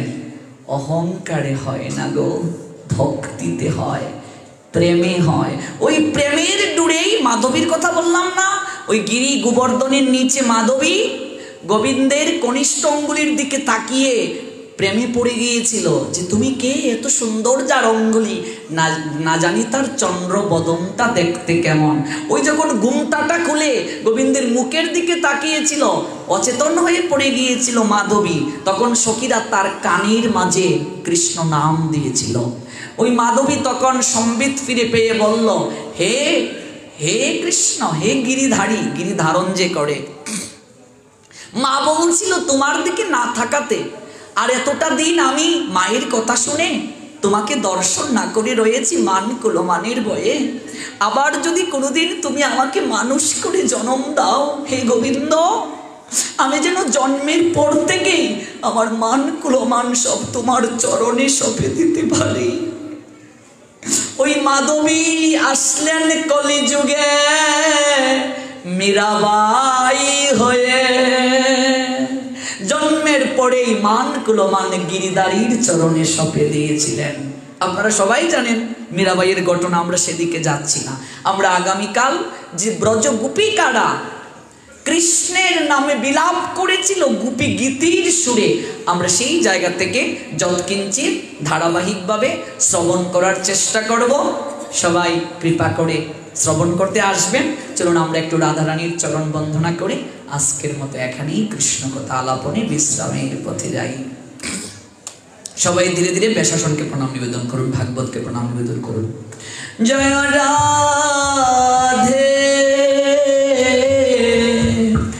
রাধে রাধে, জয় রাধে রাধে, জয় রাধে রাধে রাধে, জয় রাধে রাধে, জয় রাধে রাধে রাধে, জয় রাধে রাধে, রাধে রাধে, জয়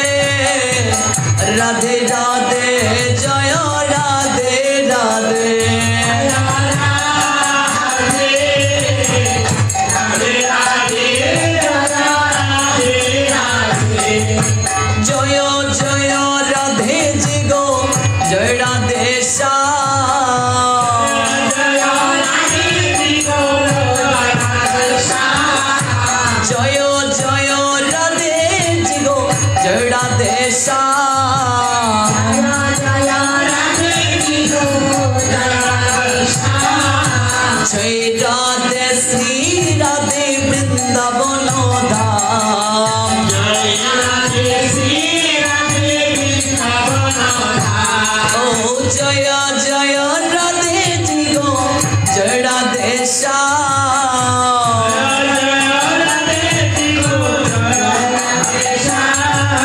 जय राधे श्री राधे वृंदावन धाम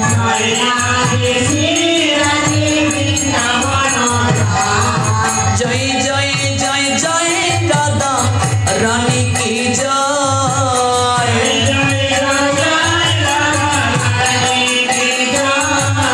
जय जय जय जय महारानी की जय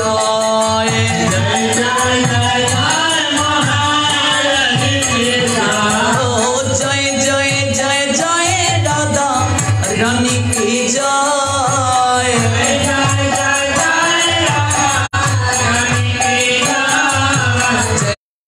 जय जय जय महारानी की जय